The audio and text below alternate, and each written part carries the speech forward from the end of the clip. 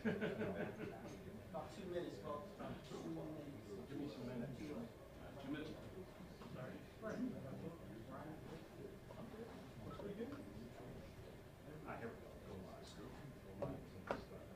Go ahead, George. Yeah.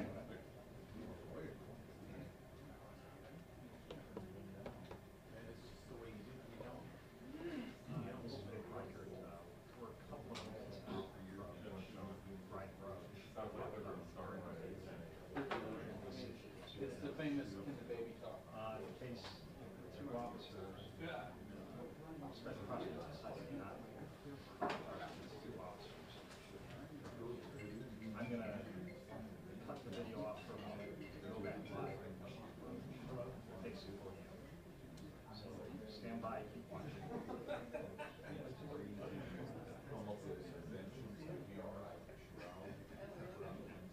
They wanted every way.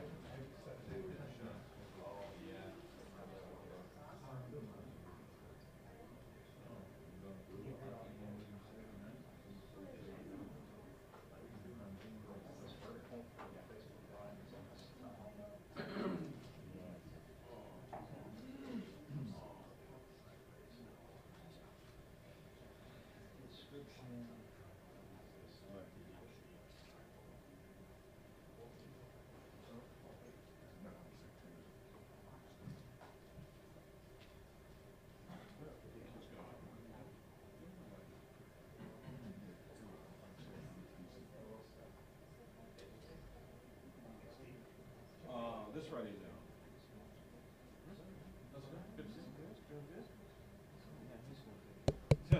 Is this thing on? Is it working? No. No? Ah.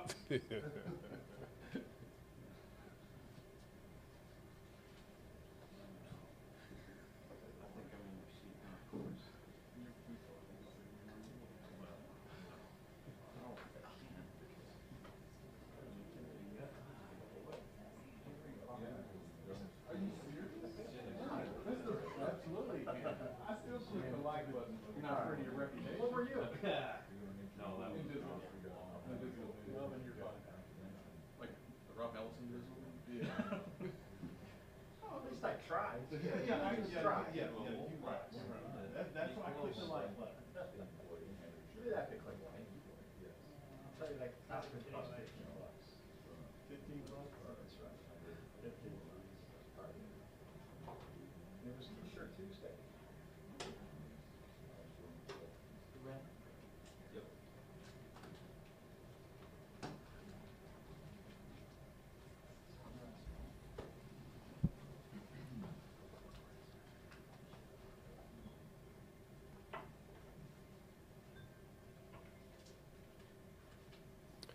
Well, good morning. First off, I appreciate your patience and the patience of the community. It's been a tough 24 hours, so appreciate you being here. Understand your concern of wanting to know, our perspective and where we go from here, and that's why I'm here today. To the extent possible, I want the Bailey family to know that I understand the frustration and the anguish and the pain that comes from losing a loved one in the tragic events that occurred back in June. At the same time, also the understanding that the decision of the special prosecutor was not one that they wanted. So I understand that to the extent I can. I'm grateful for the peaceful and well-organized demonstrations that have occurred over the last few months and the cooperation that we've had with those that want to express their concern about the way things are handled by their police department. Appreciate all the members of the community, both faith-based and community-based, that have spent a great deal of time with me, helping me work through this tragic event, and at the same time working with the community and helping them process and understand our internal processes. And that's been a great comfort to me, and I think it will continue to be a comfort, and it's much appreciated from me. proud of the resolve of our officers. It's difficult with the national climate, with the frustration that many people feel about systems within society, and so often that frustration is taken out on police officers. And I think they've done a good job of realizing the difference between that overall concern about systems and the way things are, and not taking it personally. And I commend them for that, and it reassures me that that will continue to happen here in the city of Indianapolis. As I explained immediately after the police action shooting here in this room to most of you all, 2 investigations began that day. One was a criminal investigation and one was administrative in nature.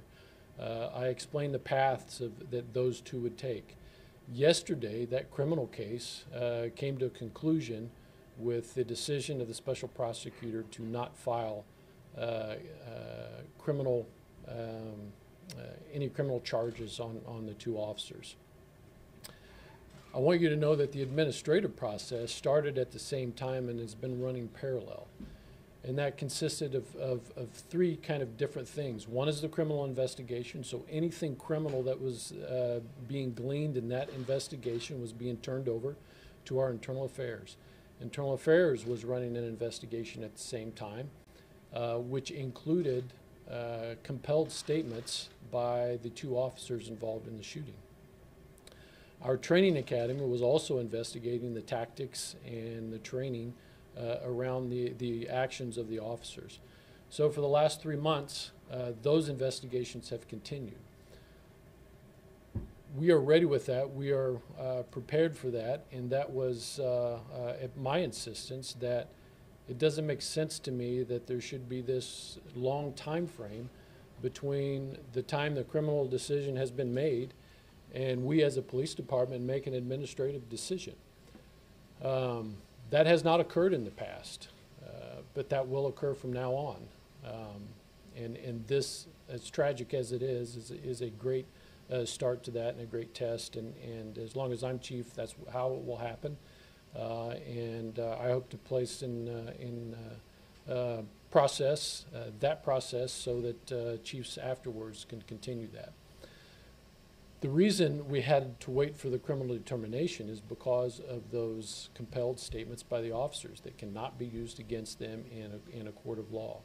Now that the criminal determination has been made, that administrative case can come to a conclusion. So I wanted to walk you through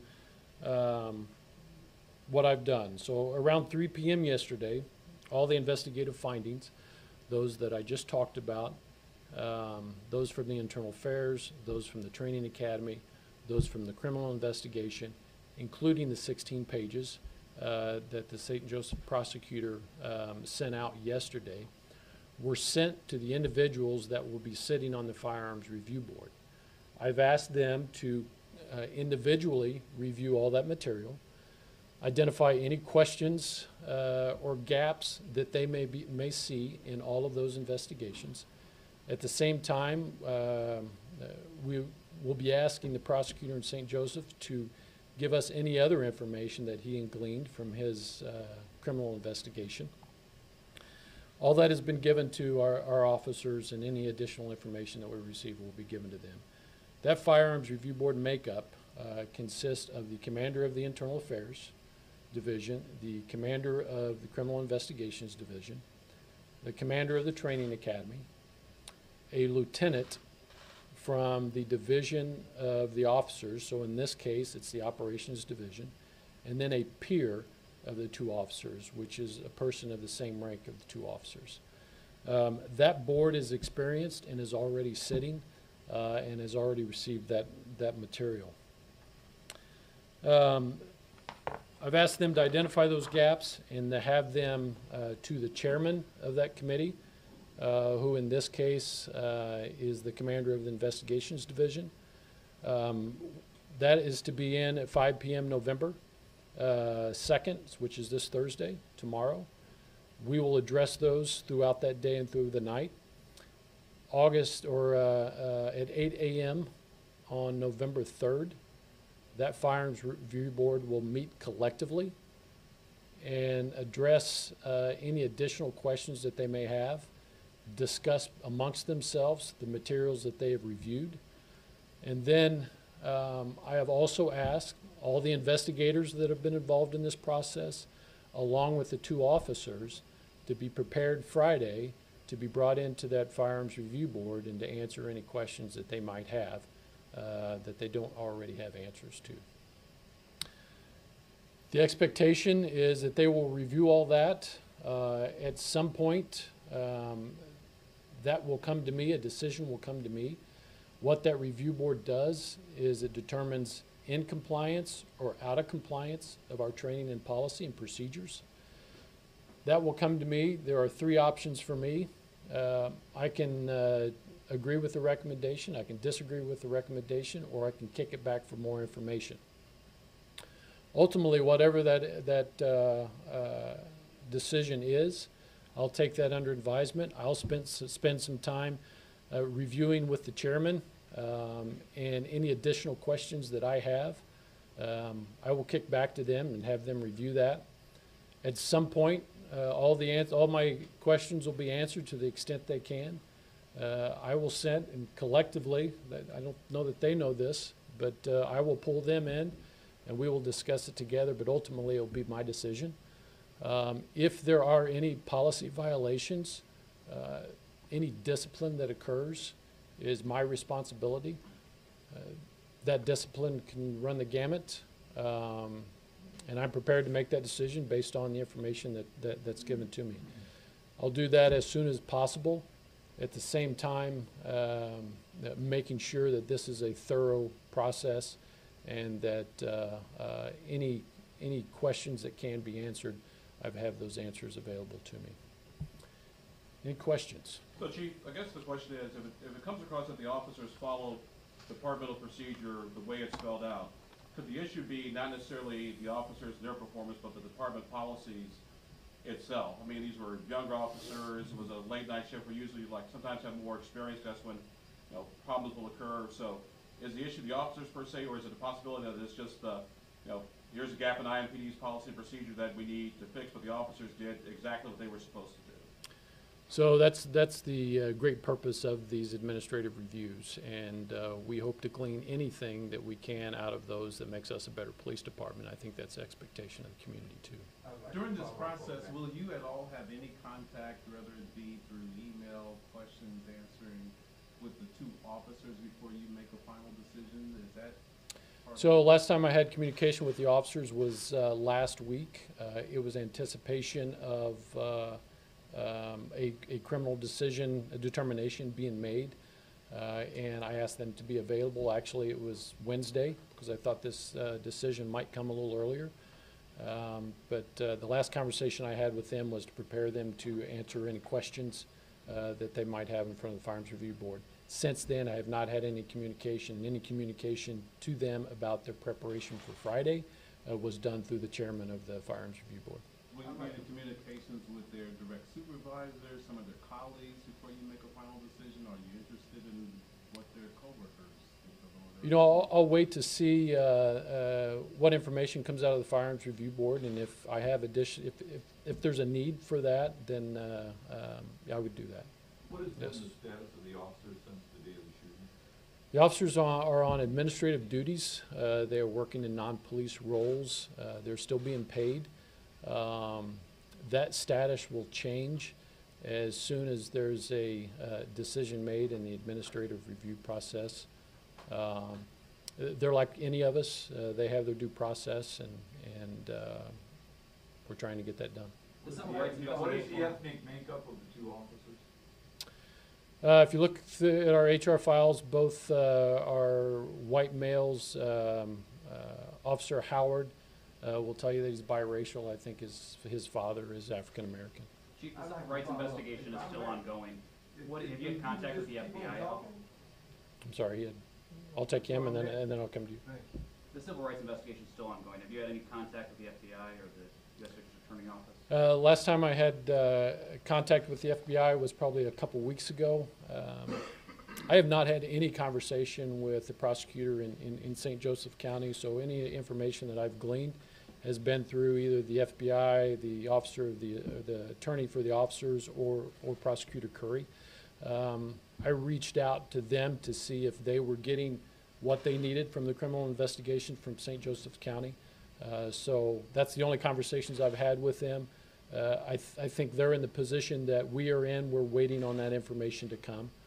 But I know it's still an open investigation, and that they have asked for that, their criminal part of the investigation. I've talked to people in the community that have been very concerned about the police policy, that a police officer can just say that I was in fear of my life, and that justifies them taking somebody's life when the evidence doesn't show that. When you look at this situation with Aaron Bailey, he was not armed, he was moving from the police, and he was shot in the back. Now, if that makes you afraid, then what are you doing on the police force?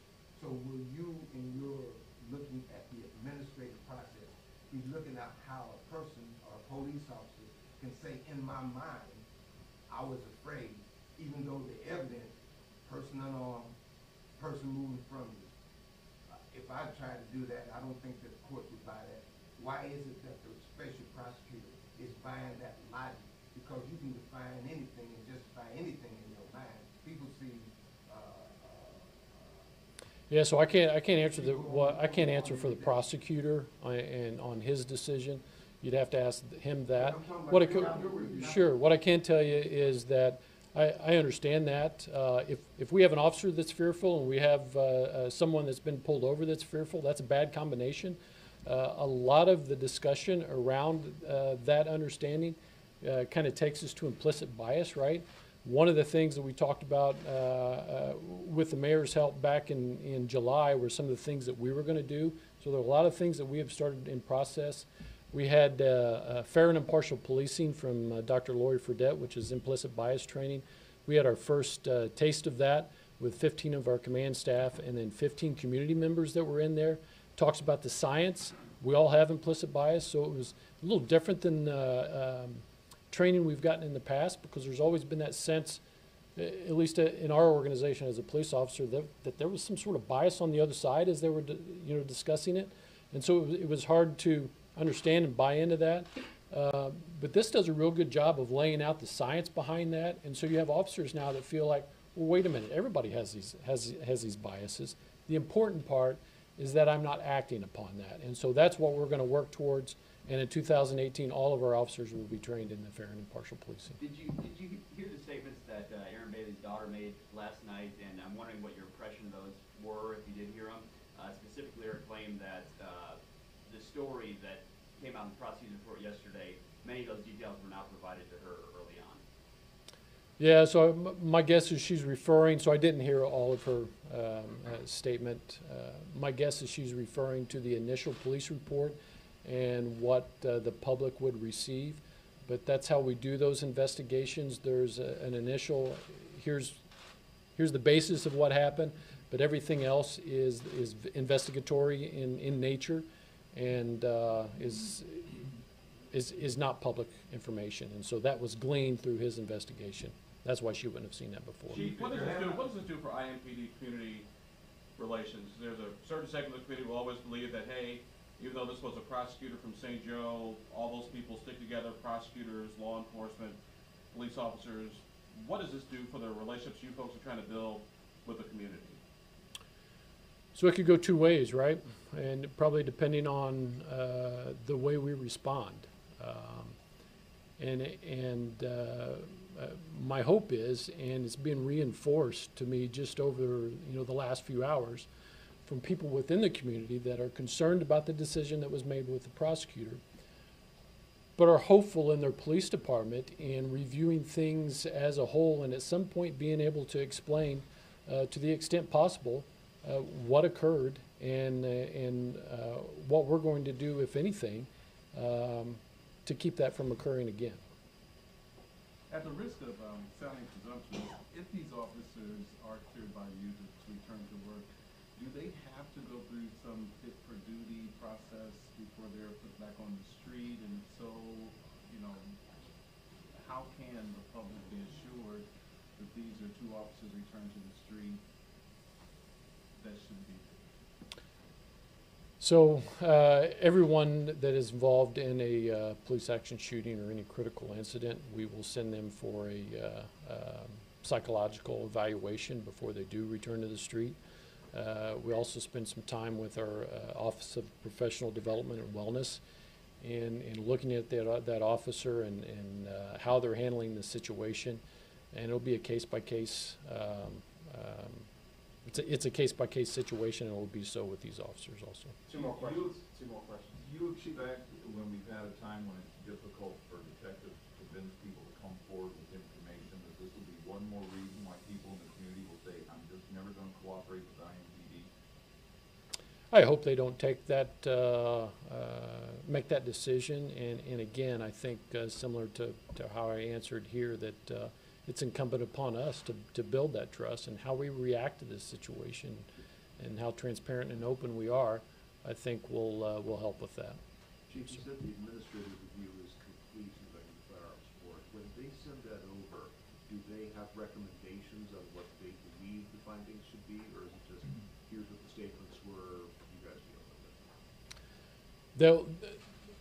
it? Here's what we found, and then the Firearms Review Board deals with it. But it doesn't keep the Firearms Review Board from bringing those experts in and saying, based on your training and experience, what is your opinion in this situation and around this question. In our view, this is this is our belief as to whether they comply with the procedures, and then the review board checks that, and then you check that. Correct. All right, thank you, guys. Any more questions, you can forward those to the Public Affairs Office. We'll make sure that the chief has an opportunity to answer. I'll take his question. There was a federal investigation. What's the status of that? I don't know. So the FBI, until they have an answer, they won't say anything to me. I know typically, historically, they wait until everything is played out before they finalize their decision. I do know that they have all of the criminal information that we have, and that they expect to get that from St. Joseph's County. Thanks, guys. Thank you. Appreciate it.